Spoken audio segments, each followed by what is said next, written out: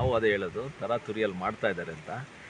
ಏನು ಎತ್ತಿನೊಳೆ ನೀರು ಕೋಲಾರ ಜಿಲ್ಲೆ ಮತ್ತು ಚಿಕ್ಕಬಳ್ಳಾಪುರ ಜಿಲ್ಲೆಗೆ ಬರುತ್ತೆ ಅಂತ ಏನು ಒಂದು ವಿಶ್ವಾಸ ಏನು ಇತ್ತೋ, ಇದು ನೋಡ್ತಾ ಇದ್ದರೆ ಇವಾಗ ಇದನ್ನು ನೀರು ತುಮಕೂರು ಜಿಲ್ಲೆ ಮತ್ತು ಅಲ್ಲಿ ಸುತ್ತಮುತ್ತ ಹಾಸನ ಜಿಲ್ಲೆಗೆ ಅಲ್ಲೇ ಬಿಟ್ಟು ಈ ಪ್ರಾಜೆಕ್ಟ್ನ ಅಲ್ಲೇ ಕ್ಲೋಸ್ ಮಾಡೋದು ಪರಿಸ್ಥಿತಿಯಲ್ಲಿ ಕಾಣಿಸ್ತಾ ಇದೆ.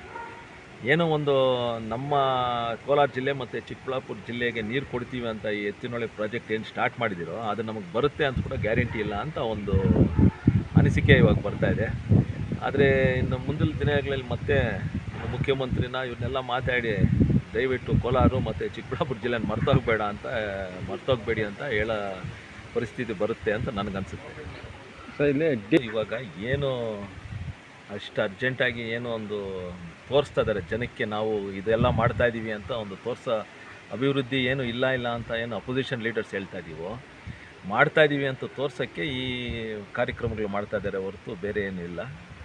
ಇನ್ನು ನೋಡೋಣ ಇವಾಗ ಎಷ್ಟು ದಿನಕ್ಕೆ ನೀರು ಪಂಪ್ ಮಾಡ್ತಾರೋ ಹೇಮಾವತಿ ವಾಣಿ ವಿಲಾಸ್ ಡ್ಯಾಮ್ಗೆ ಎಷ್ಟು ದಿನಕ್ಕೆ ಆದಮೇಲೆ ಬರುತ್ತೋ, ಅದಾದಮೇಲೆ ನಮ್ಮ ಕೋಲಾರ ಜಿಲ್ಲೆಗೆ ಎಷ್ಟು ದಿನ ಬರುತ್ತೋ ಅಂತ ಒಂದು ಇನ್ನು ಕಾಯ್ದು ನೋಡಬೇಕಾಗುತ್ತೆ.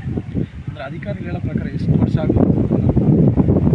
ನಾನು ಮಾತಾಡಿದ್ದು ಸುಮಾರು ಒಂದು 3.5 ವರ್ಷ ಆಗುತ್ತೆ ಅಂತಂದರೆ, 3.5 ವರ್ಷವರೆಗೂ ನಾವು ಜನ ಕಾಯಬೇಕಾ ಅಂತ ಒಂದು ಪ್ರಶ್ನೆ ನಾನು ಕೇಳೋದು.